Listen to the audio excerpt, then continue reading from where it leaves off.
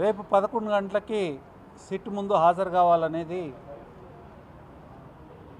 ఆ నోటీస్ తాత్పర్యము.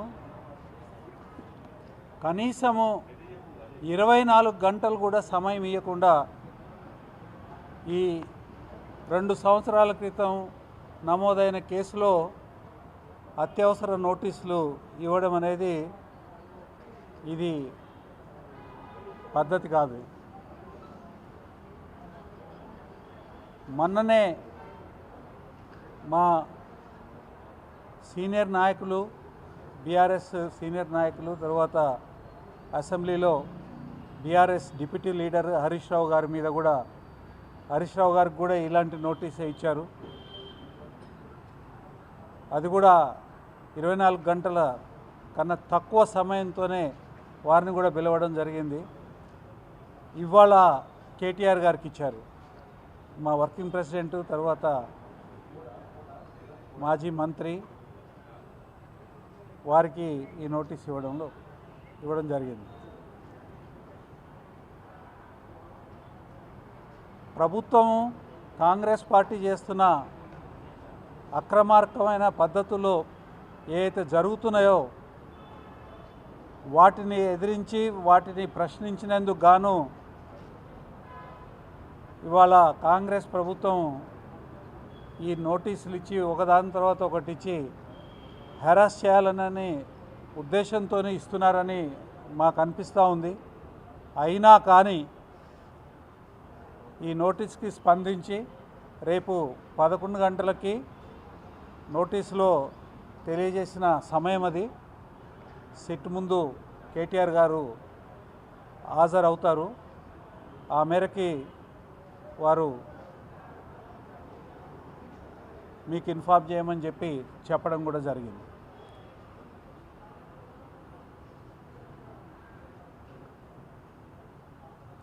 పరిపాలించమని మ్యాండేట్ ఇస్తే కాంగ్రెస్ ప్రభుత్వం పాడు పనులు చేస్తూ ఉంది. మోసం, ప్రజలకి ఇచ్చిన హామీలని అమలు చేయకుండా ఇవాళ ప్రజల దగ్గర నుంచి నిరసన వస్తున్న సందర్భంలో ప్రజల యొక్క దృష్టిని డైవర్ట్ చేయడానికి ఒక సిట్ అని వేసినారు. ఎందుకు సిట్ వేసినారనేది ఇంత మటుకు ఒక కారణం చెప్పలేదు. సిట్ వేసిన ఆర్డర్లో కానివ్వండి, ప్రజలకు కానివ్వండి, ప్రభుత్వం నుంచి ఇంత మటుకు ఒక వివరణ అనేది రాలేదు. కానీ శరపరంపరంగా ఈ రకమైన నోటీసులు అయితే ఇష్యూ చేస్తున్నారో సిట్టు కేవలము ప్రతిపక్షాల యొక్క నోరు మూసేదానికోసము, ముఖ్యంగా వీళ్ళ అక్రమాలని ప్రతిరోజు ప్రశ్నిస్తున్న బీఆర్ఎస్ నోరు మూసేదానికోసము ఈ నోటీస్ ఇచ్చినట్టుగా మేము అర్థం చేసుకోవాల్సిన పరిస్థితి ఉన్నది. అయినా కానీ లా అబైడింగ్ సిటిజన్స్గా, తర్వాత లా అబైడింగ్ పార్టీగా, చట్టం మీద, కోర్టుల మీద నమ్మకం ఉన్నవాళ్ళుగా మేము ఖచ్చితంగా వీటన్నిటినీ చట్టబద్ధంగా ఎదుర్కొంటాము.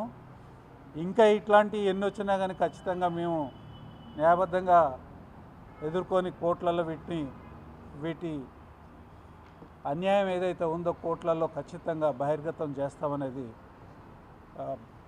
నేను చెప్తా ఉన్నా.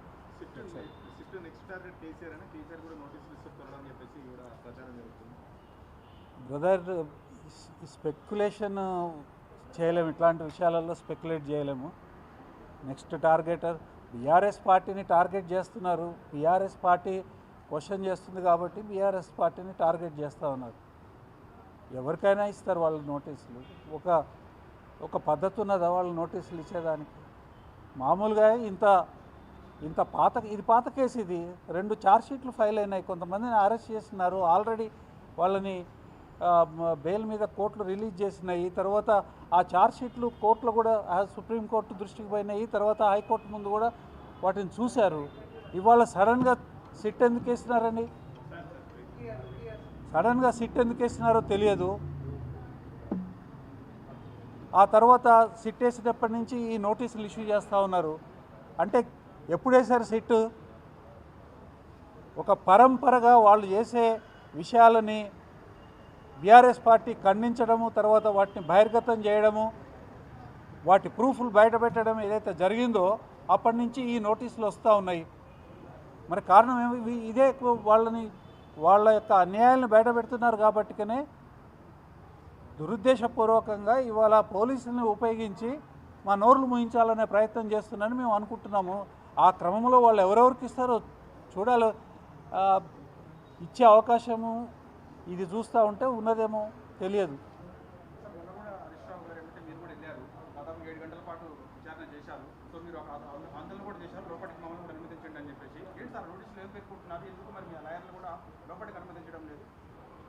లాయర్లని లోపలికి అనుమతించాలి. ఇవాళ మేము అడిగాము, ఈ నోటీస్ ఇచ్చినప్పుడు ఫోన్లో మాట్లాడి లాయర్ని అలో చేయండి అని అంటే, విట్నెస్గా మేము విచారణ చేస్తూ ఉన్నాము, విట్నెస్కి లాయర్ ఎందుకండి అని వెంకటగిరి గారు ఫోన్లో లాయర్ అవసరం లేదండి, విట్నెస్లకి ఇవ్వము, మేము అక్యూజ్డ్ అయితే ఇస్తాము అని ఒక మాట చెప్పినారు. తర్వాత మేము ఇంకోటి కూడా చెప్పాము, మీరు ఎంత సమయం విచారణ చేస్తున్నారో చెప్పాలండి. కొంతమందికి ట్యాబ్లెట్స్ వేసుకునేది ఉంటుంది, లంచ్ ఆర్గనైజ్ చేసుకునేది ఉంటుంది, ఫుడ్ అవసరము అని అంటే, లేదు సార్ మేము ఫుడ్ పెడతాము, మేమే ఫుడ్ ఆర్గనైజ్ చేస్తాము, ట్యాబ్లెట్స్ ఏమైనా ఉంటే తెచ్చుకోండి, ఒక 2-3 గంటలు సమయం పడుతుండొచ్చు అని మాట్లాడారు. చూస్తాము, వాళ్ళు రేపు కూడా ఇదే పద్ధతిలో ఒక లిమిట్లెస్గా అక్కడ కూర్చోబెట్టి 4:30 కన్నా ఎక్కువసేపు విచారణ చేయకూడదండి. సాయంత్రం 4:30కి వదిలేసేలా ఏమైనా ఉంటే రేపటికి రమ్మని చెప్పాలి. అది వదిలేసేసేసి మేము ఎంత లెంత్ ఆఫ్ టైం అయినా చేస్తామనంటే కోర్టు పర్మిషన్ తీసుకోవాలి దానికి. ఇప్పుడు ఈవెన్ పోలీస్ కస్టడీలో చేసే వాటికే టైమింగ్స్ ఉంటాయి. ఒక పర్టికులర్ టైం తర్వాత సాయంత్రము విచారణ ఆపేయాల్సిన అవసరం ఉంటుంది. అదంతా లేకుండా ఇష్టానుసారంగా చేస్తూ ఉన్నారు. చట్టాన్ని చేతిలోకి కాంగ్రెస్ పార్టీ తీసుకున్నది. వాళ్ళ స్వప్రయోజనాల కోసం, వాళ్ళ అక్రమాలని ప్రశ్నించకుండా ఉండేదానికోసము పోలీసు వ్యవస్థని వెపన్ లాగా ప్రతిపక్షాల మీద ఉపయోగిస్తున్నది. దాన్ని మేము ఖండిస్తున్నాం. Thank you. చాలా లోతైన విచారణ జరుగుతుంది అని చెప్పేసి, సో ఇప్పుడు దాంట్లో భాగంగా ఇవన్నీ నోటీసులు అనుకోవచ్చా? హరీష్ రావు కానీ కేటీఆర్ కానీ లోతైన విచారణ చేసుకోవాలండి. 2 సంవత్సరాల నుంచి జరుగుతూనే ఉంది. అప్పుడంతా చేయని లోతైన విచారణ ఇప్పుడు జరుగుతుందంటే అప్పుడు ఎందుకు జరగలేదు కారణాలు చెప్పాలి. తర్వాత మీరు అట్లా జరగకుండా ఉండేదానికి కారకులు ఎవరో వాళ్ళ మీద మీరు యాక్షన్ ఏం తీసుకున్నారో చెప్పాలి. దేనికోసం సిట్ వేసినారో చెప్పాలి. ప్రభుత్వం చెప్పాలి. అది ఏది లేకుండా ఇష్టానుసారంగా చేయడం ఏంటిది? విచారణ అనేది హింసకి అంటే హింసాయుతకంగా ఉండదు. ఎదుటి వాళ్ళని హింసించే దానికోసమో లేకపోతే ఎదుటి వాళ్ళని ఇబ్బంది పెట్టేదానికోసమో హరాస్ చేసేదానికోసం ఉండకూడదు. విచారణ అనేది నిజాన్ని నిగ్గుదేల్చేదానికి ఉండాలి. 2 సంవత్సరాలలో ఏం చేసినారు? ఇవాళ ఇంత తొందరగా ఎందుకు చేయాలి? కాబట్టి ఏదైనా పారదర్శకంగా ఉండాలి, సహేతుకంగా ఉండాలి, రీజనబుల్గా ఉండాలి, రేషనల్గా ఉండాలి. మరి ఈ రెండింటిని ఉంచమని అడిగితే కూడా చాలా సెన్సిటివ్గా మాట్లాడితే కష్టమవుతుంది. Thank you. కేటీఆర్ గారికి